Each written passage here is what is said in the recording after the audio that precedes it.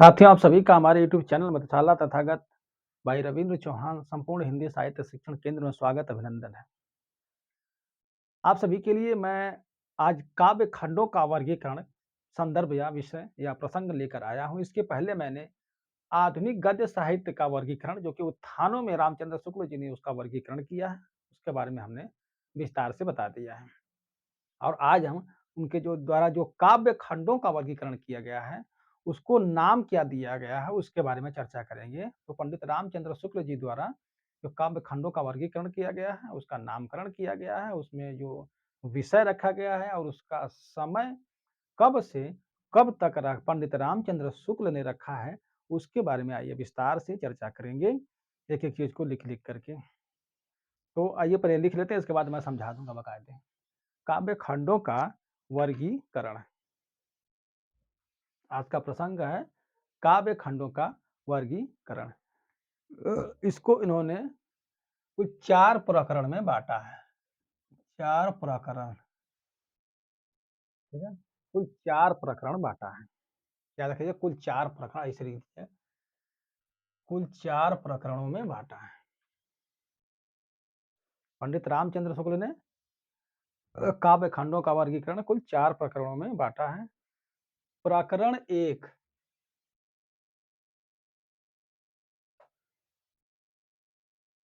प्रकरण 1, प्रकरण 1 में उन्होंने पुरानी धारा को रखा है। याद रखिएगा पुरानी धारा।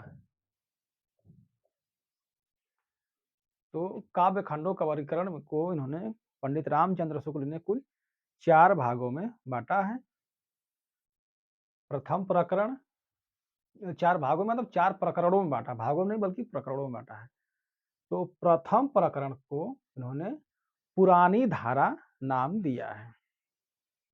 ठीक है, पुरानी धारा तथा उसके कवि, उसके कवि। काव्य अर्थात जो काव्य खंड रहे, काव्य रहे, जो बड़े बड़े काव्य रचे गए, अर्थात जो पद्यों में हो, अर्थात जो शास्त्रीय नियमों आदि के पालन से बनाए गए खंड हैं, वही काव्य खंड हुए। तो उन काव्य खंडों का वर्गीकरण उन्होंने किया, अलग से कर दिया है। 4 प्रकरणों में पंडित रामचंद्र शुक्ल ने उन काव्य खंडों को 4 प्रकरणों में बांट दिया है। जिसको प्रथम प्रकरण में पुरानी धारा, अर्थात जो पुरानी धाराएं रही हैं किसकी, काव्य खंडों की तथा उसके कवि रहे हैं, उसके बारे में इसको इसमें इन्होंने रखा है। तो काव्य खंडों को इन्होंने प्रथम प्रकरण में जो है पुरानी धारा कहा है। ठीक है, पुरानी धारा। पुरानी धारा का समय इन्होंने कब से कब निर्धारित किया है? संवत 1900 से 1925। विक्रम संवत 1900 से 1925 विक्रम संवत तक। ठीक है, पंडित रामचंद्र शुक्ल ने काव्य खंडों के वर्गीकरण में प्रथम प्रकरण में पुरानी धारा को रखा है तथा उसके कवियों को रखा है। इसका समय उन्होंने 1900 से विक्रम संवत 1900 से 1925 विक्रम संवत तक रखा है पंडित रामचंद्र शुक्ल ने। उसके बाद प्रकरण 2 में आइए, प्रकरण 2। तो प्रकरण 2 में काव्य खंड नई धारा। काव्य जो विषय उन्होंने निर्धारित किया है, उसका नामकरण किया है काव्य खंड नई धारा। काव्य खंड नई धारा। ठीक है, यह प्रथम उत्थान इसको रखा है, इसको प्रथम उत्थान, प्रथम उत्थान, इसको प्रथम उत्थान में रखा है। प्रकरण 2 में काव्य खंड नई धारा, इसको प्रथम उत्थान में रखा है। इसका समय 1925 से 1950 तक। इसका जो टाइम है विक्रम संवत 1925 से 1950 विक्रम संवत तक। ठीक है, प्रकरण 2 में काव्य खंड नई धारा को प्रथम उत्थान में रखा है। किसने? रामचंद्र शुक्ल ने। किसका? यानी कि काव्य खंडों के वर्गीकरण में। हाँ, तो काव्य खंडों के वर्गीकरण में प्रकरण 2 में काव्य खंड नई धारा प्रथम उत्थान, ठीक है। नई धारा को इन्होंने, पुरानी धारा को उन्होंने कोई उत्थान नाम नहीं दिया, याद रखिएगा। जो नई धारा है काव्य खंड की, जो नई धारा, पुरानी धारा थी, ठीक है, उसके कवियों के बारे में उन्होंने 1900 से 1925 तक चर्चा कर दिया है। उसके बाद प्रकरण 2 में काव्य खंड नई धारा को प्रथम उत्थान में रखा है। इसके बाद प्रकरण 3 आता है, ठीक है। प्रकरण 3, प्रकरण 3 में नई धारा, इसका भी नाम रखा है लेकिन काव्य खंड वहां रख दिया, लेकिन इसका नई धारा तृतीय उत्थान, द्वितीय उत्थान, नई धारा द्वितीय उत्थान, नई धारा द्वितीय उत्थान रखा। प्रकरण 3 को में रखा नई धारा द्वितीय उत्थान। इसका समय 1950 से 1975 तक। इसका टाइम रखा है विक्रम संवत 1950 से 1975 विक्रम संवत तक रखा है। नई धारा द्वितीय उत्थान। इसके बाद प्रकरण 4, प्रकरण 4 में इन्होंने क्या रखा है? प्रकरण 4 में नई धारा तृतीय उत्थान, नई धारा तृतीय उत्थान, तृतीय उत्थान। इसका समय इन्होंने निर्धारित किया है 1975 से अब तक, विक्रम संवत 1975 से अब तक, ठीक है। तो विक्रम संवत 1975 से अब तक के समय को पंडित रामचंद्र शुक्ल ने प्रकरण 4 में नई धारा तृतीय उत्थान को इन्होंने रखा है। तो दोस्तों, ये काव्य खंडों का वर्गीकरण इन्होंने बहुत ज़्यादा नहीं, इसलिए मैंने शॉर्ट में इसको अलग वीडियो बना दिया हूँ ताकि ये अलग रहे। तो रामचंद्र शुक्ल जी द्वारा जो काव्य खंडों का वर्गीकरण किया गया वो कुछ 4 भागों में किया गया है। तो भाग न बल्कि ये प्रकरणों में हमने पहले ही बता दिया है कि पंडित रामचंद्र शुक्ल ने जो अपना विषय की सूची बांटा है वो प्रकरणों में बांटा है। प्रथम प्रकरण में उन्होंने जो काव्य खंड रहे अर्थात जो शास्त्रीय नियमों का पालन किए, पद्यात्मक रहे, ऐसे खंडों का वर्गीकरण उन्होंने पुरानी धारा तथा उसके कवि जिसका समय उन्होंने विक्रम संवत 1925 से विक्रम संवत 1950 तक रखा।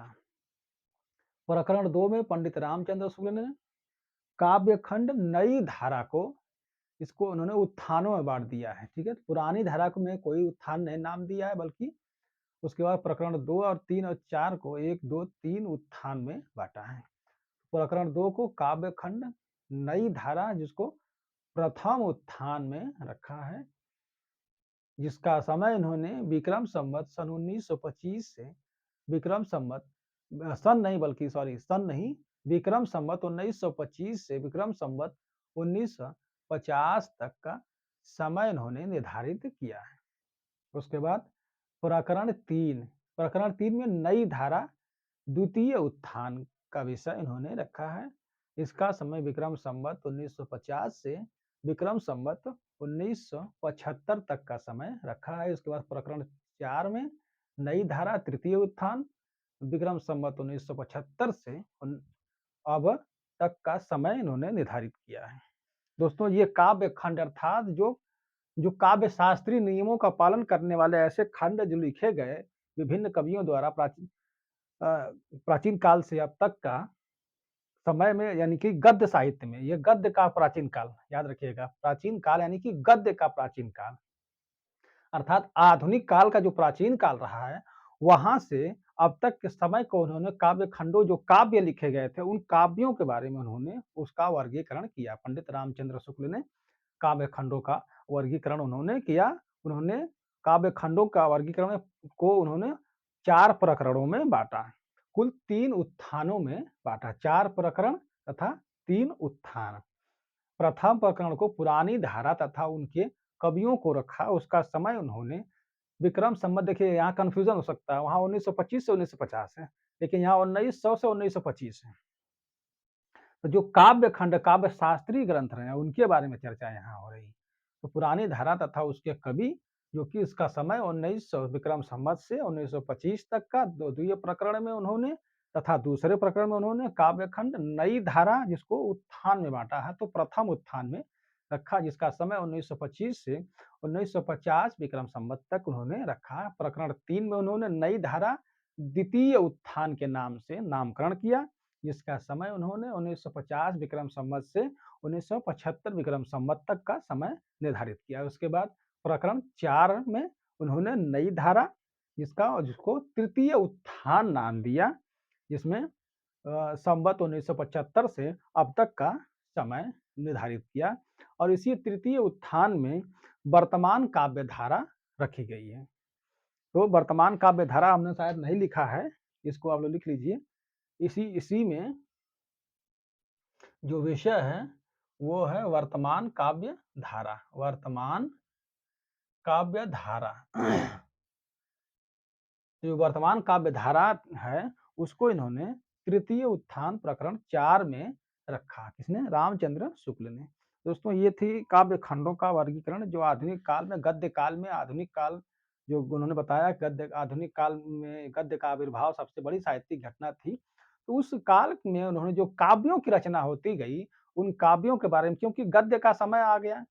गद्य के समय में यानी कि जो चीज़ें बहुत ही पद्यों में रची जाती थी, बहुत बात सारी बातें छोटी चीज़ों में रख दी जाती थी अर्थात शास्त्रीय नियमों का अगर प्रयोग कर दिया जाए तो 2-4 पढ़ने की चीज़ें 2-4 लाइन में आ जाती हैं।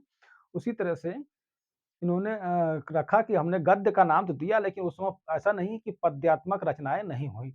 पद्यात्मक अर्थात काव्यों की रचनाएँ नहीं हुई। तो काव्य खंडों की रचनाएँ जो हुई थी, इसको इन्होंने अलग से वर्गीकरण करके एक अलग पार्ट बना दिया।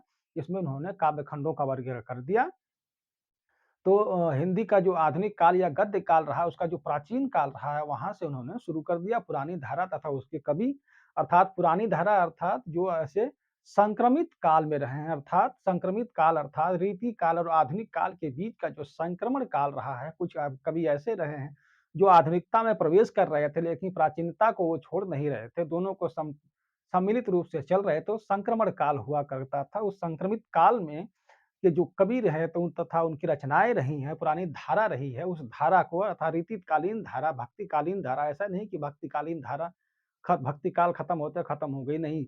कहीं न कहीं कुछ न कुछ छोटे रूप में चलती रही। उसी तरह से पंडित रामचंद्र शुक्ल ने इसी तरह से उन्होंने काव्य खंडों का वर्गीकरण कर दिया। पुरानी धारा अर्थात उसके जो पुरानी धारा के रहे संक्रमित काल के रहे कवि, वहाँ से अर्थात गद्य काल के प्राचीन काल के कवियों तथा उनके धाराओं वहाँ की जो धारा चल रही थी, साहित्यिक धारा चल रही थी, उस धारा का उन्होंने 1900 से 1925 विक्रम संवत तक का वर्गीकरण कर दिया। 1900 में से अगर 57 साल घटाएँगे तो 1843 ईस्वी आ जाएगा। अर्थात 1843 ईस्वी की जो पुरानी धारा रही है अर्थात जो संक्रमण काल रहा है, रीति काल और आधुनिक काल के बीच में, उस काल में भी जो गद्य का आविर्भाव यानी कि गद्य का आविर्भाव सबसे बड़ी साहित्यिक घटना को रामचंद्र शुक्ल ने बताया।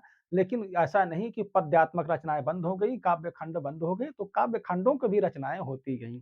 तो काव्य खंडों की रचनाओं के बारे में विस्तार से रामचंद्र शुक्ल ने जो उसमें वो उसी तरह से अपने हिंदी साहित्य के इतिहास में वर्गीकरण कर दिया। तो काव्य खंडों का वर्गीकरण में रामचंद्र शुक्ल ने पुरानी धारा तथा उनके कवि 1900 से 1950 विक्रम संवत 25 विक्रम संवत तक रखा। उसके बाद उन्होंने इसको प्रकरण 1 में रखा, इसके बाद प्रकरण 2 में रखा काव्य खंड तथा नई धारा काव्य खंड, नई धारा को उन्होंने उत्थान में बाँट दिया। यानी कि प्रथम उत्थान इसका समय 1925 से 1950 तक का। तीसरा प्रकरण उन्होंने प्रकरण 3 में रखा, क्या रखा? नई धारा। द्वितीय उत्थान को उन्होंने 1950 से 1975 विक्रम संवत तक का समय रखा।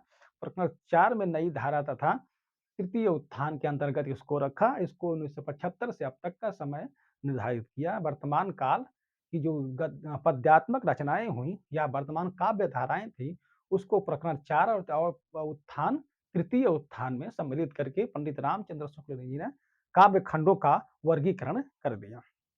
दोस्तों ये थी काव्य खंडों की वर्गीकरण। आप सभी से निवेदन करता हूँ कि आप सभी हमारे चैनल को लाइक, सब्सक्राइब तथा शेयर ज़रूर कर दें। अगली वीडियो में मिलेंगे हम पंडित रामचंद्र शुक्ल जी की अ, व्यक्तिगत जीवन तथा उनके साहित्यिक जीवन की हम चर्चा करेंगे। अभी तक तो उनके इतिहास के बारे में चर्चा इसलिए कर रहे थे क्योंकि रामचंद्र शुक्ल जी का जो इतिहास है सबसे महत्वपूर्ण स्थान रखता है हिंदी साहित्य जगत में, क्योंकि अगर इनको नहीं पढ़ा तो सिलेक्शन कभी नहीं होना है। इसलिए मैं इनको कुरेद-कुरेद करके विस्तार से इनके बारे में चर्चा कर रहा हूँ ताकि आप सभी को कहीं कोई दिक्कत न रह जाए। तो अगली वीडियो मिलेंगे जिसमें हमारा विषय होगा पंडित रामचंद्र शुक्ल जी के जीवन परिचय एवं साहित्यिक परिचय के बारे में चर्चा करेंगे तथा उनकी रचनाओं के बारे में चर्चा करेंगे, इन कारणों की जिन्होंने क्या-क्या किया, क्या हुआ इनके साथ, बारे में चर्चा करेंगे। तब तक के लिए नमस्कार।